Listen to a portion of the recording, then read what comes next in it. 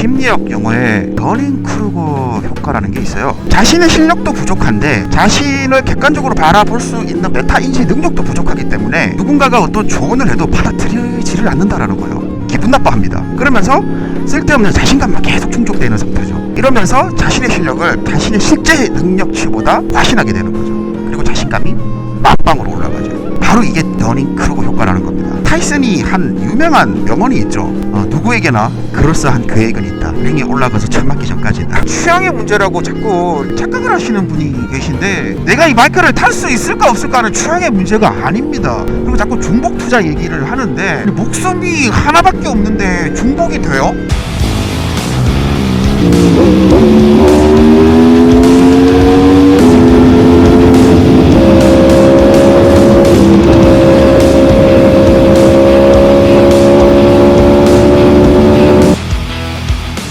심리학 용어에 더닝크루거 효과라는 게 있어요. 1999년에 미국 코넬 대학교 심리학자 데이빗 더닝이랑 저스틴 크루거가 발표한 연구 결과에서 처음 제기된 이론인데, 사람들이 어떤 분야에서 실력이 부족할수록 자신의 능력을 객관적으로 판단하지 못하고 그걸 실제보다 과대평가하려고 하는 심리 현상을 나타냅니다. 사람들의 판단 능력은 이 두 가지 요소를 포함한다고 합니다. 첫 번째는 어떤 일을 수행하는 능력, 두 번째는 자신의 수행 결과를 평가하는 메타인지 능력, 그러니까 자기평가 능력이라는 거죠. 경험이 부족한 사람들은 이 두 능력 모두가 부족하기 때문에 자신의 실력도 부족하고 자신의 실력이 부족하다라는 것을 깨닫지도 못하는 메타인지 능력도 없기 때문에 스스로를 과대평가하게 되는 현상을 말하는 겁니다. 나는 충분히 잘하고 있다, 실제로는 기초가 부족한데 무엇이 잘못된지도 모르는 상태인 거죠. 그러니까 개선도 어렵습니다. 더닝크루거 효과의 이 네 가지 단계를 이렇게 살펴보자면 그래프가 보이죠? 첫 번째 단계는 바로 무지 속의 자신감입니다. 그러니까 조금 배운 상태에서 자신감이 급상승하는 단계죠. 가장 위험한 단계입니다. 두 번째가 좌절의 골짜기 뚝 떨어지죠. 여기서부터는 경험이 늘어나면서 오히려 알게 되는 거죠. 그러다 보니까 내가 잘한다고 생각했는데 잘하는 게 아니었구나 하면서 이렇게 자신감이 떨어지는 시기입니다. 그러면서 현실을 자각하게 되죠. 나 잘하는 줄 알았는데 족밥이었구나. 이게 좌절의 골짜기입니다. 자, 그 다음에 3단계로 가면은 이제 조금씩 그래프가 다시 올라가죠. 이 성장의 언덕이라는 단계입니다. 꾸준한 학습으로 인해 가지고 실력과 자신감이 균형을 이루면서 같이 발전하게 되는 단계죠. 많은 분들이 바로 이 3단계에 있을 거예요. 4단계를 넘어가면 숙련자의 고언이라고 해서 경험과 실력이 쌓이면서 무섭게 올라가죠. 그런데 오히려 이 숙련자들은 뛰어난 실력을 가지고 있음에도 불구하고 오히려 스스로 과대평가가 아니라 오히려 과소평가하는 경향도 보인다고 합니다. 이게 바로 더닝크루거 이펙트입니다. 일상에서도 이런 일은 자주 마주칠 수 있는데요. 요리 몇 번 해보고 나도 음식점 차리면 대박 나겠네. 주식 입문하고 한 일주일 만에 투자가 이렇게 쉬운 거였어? 그러니까 바이크 쪽에서도 마찬가지죠. 이제 막 면허를 딴 거예요. 땄다라기보다 샀겠죠. 이종 소형 면허 학원에 가서 나 잘 타! 한 번 만에 합격했어. 남들 10번 떨어지고 그런다면서 난 한두 번 만에 합격했어.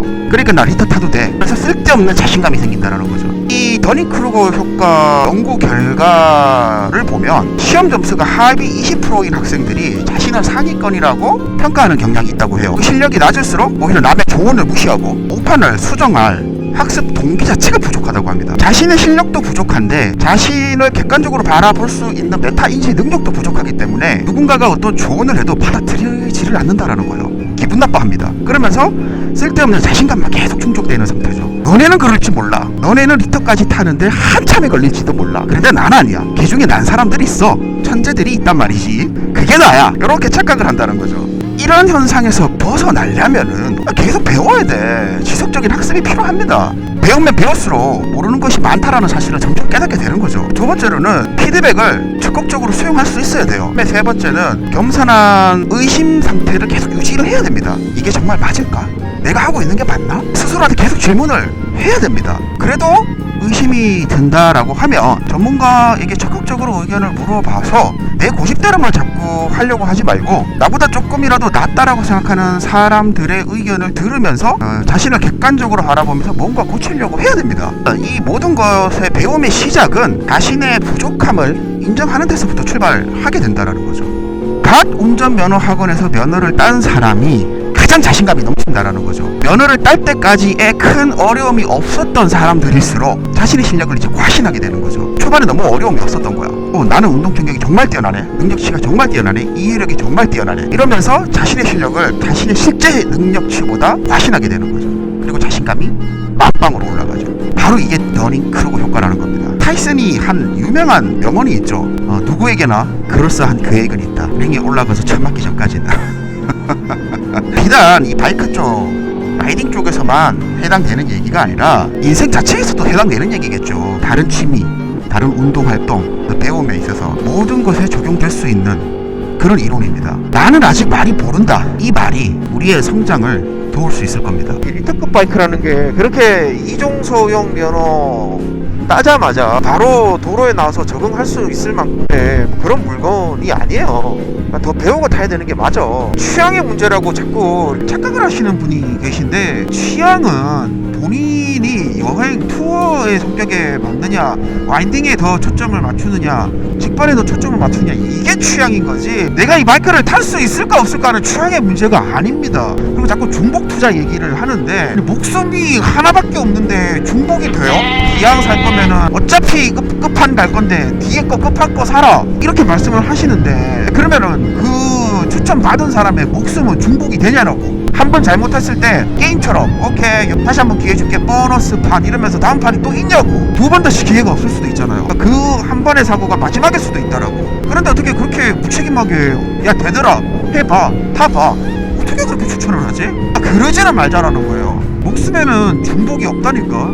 우리가 아무리 돈이 많다고 나중에 뭐 우리 자식들이나 아니면 와이프가 첫 차를 고르는데, 물론 돈이 많으면 비싼 차를 살 수도 있겠죠. 비싼 차냐 고급 차냐 아니냐 그 문제가 아니라, 이제 막 면허를 따온 사람이 스포츠카를 타는 게 맞냐라는 거야. 도로 주행도 안 해봤어. 근데 포르쉐 911을 타는 게 맞냐라는 거야. 다른 차 사가지고 조금 연습하다가 올라가도 되는 거잖아.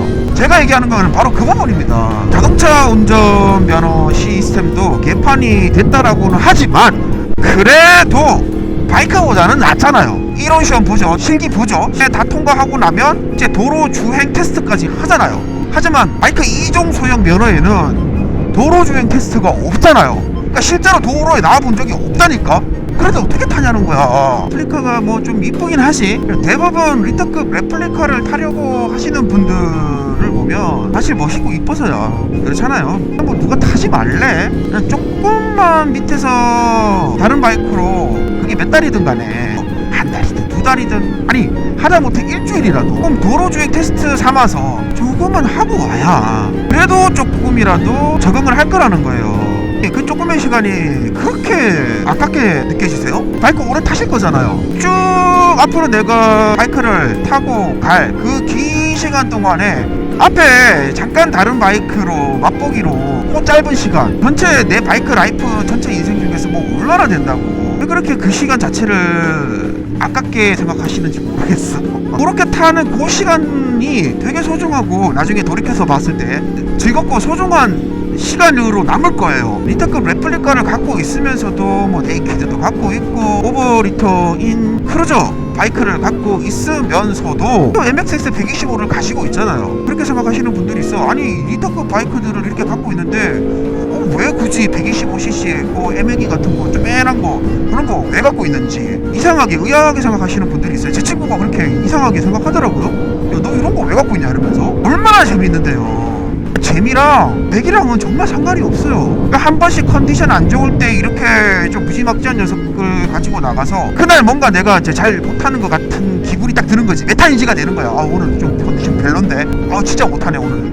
그런 걸 느낄 때가 있잖아요. 그렇게 못하면서 억지로 이 바이크를 끌고 나가가지고 라이딩을 할 때의 느낌보다 그냥 애매기 타고 나와서 내 맘대로 가지고 놀듯이 탈 때가 훨씬 재밌게 느껴진다는 거예요.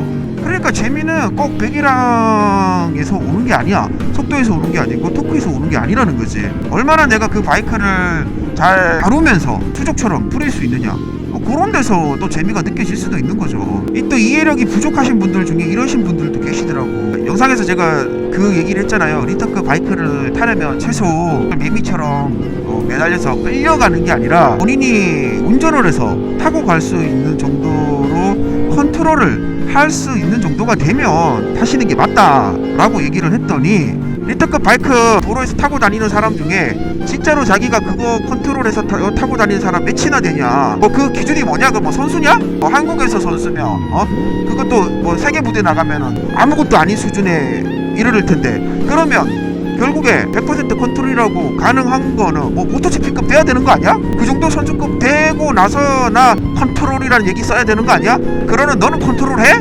100%? 진짜 문해력이 떨어지는 거지. 그러니까 자동차로 따지면 면허를 딴 다음에 도로 주행 테스트를 받고 이제 도로에 나가서 다닐 수 있을 정도로, 바이크도 그 정도로 탈 수 있을 정도는 됐을 땐 리터급 알차를 타자라는 얘기인데, 끌려다니지 않고 컨트롤을 할 수 있는 정도라고 하니까 뭐 그러면 모토GP급 돼야 되냐? 또 이런 식으로 얘기를 하는, 그러니까 진짜 답답한 거지. 답답해. 메타인지도 떨어지지만 문해력도 떨어진다고. 아니 그렇게 따지면 운전면허는 베르스타펜처럼 그 정도 실력은 돼야지, F1카를 볼 수 있을 정도 실력까지는 돼야 차 사가지고 도로 나갈 수 있는 거야? 말도 안 되는 소리를 하고 있어. 적어도 끌려다니지는 않고 잘 타든 못하든 무릎을 대든 안 대든 앞바퀴를 들든 아니든 그런 건 상관없이 이렇게 다닐 수는 있어야 될 거 아니야. 리터급 알차를 사가지고 그 바이크에 10%밖에 못한다라고 한다면 그건 진짜 끌려다니는 게 맞지. 이거 그런 걸 얘기하는 거지.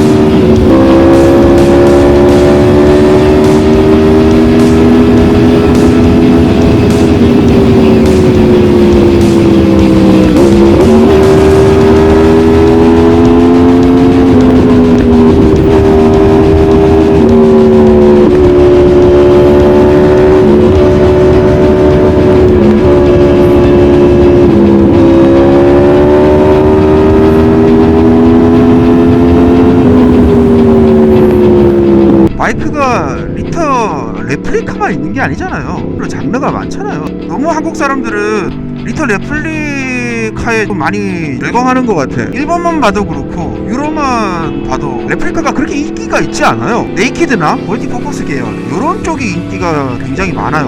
우리나라만 유독 이상하게 알차에 너무 목숨을 거는 것 같아. 재밌는 바이크가 얼마나 많은데, 좋은 바이크도 얼마나 많고, 너무 리터 알차에만 목숨을 걸지는 말자. 바이크에는 중복 투자라는 게 있을지 모르지만 목숨에는 중복 투자가 없다.